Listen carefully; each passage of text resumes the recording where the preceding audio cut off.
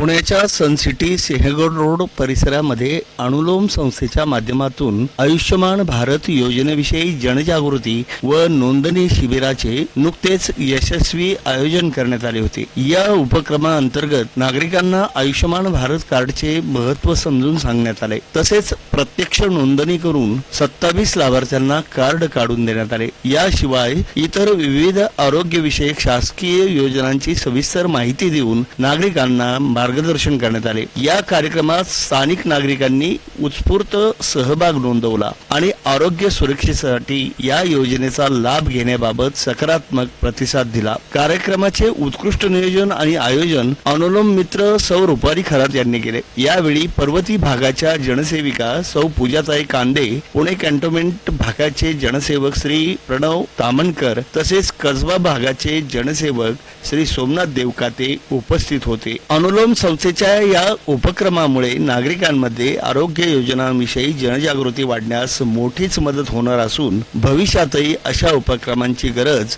यावेळी अधोरेखित करण्यात आली।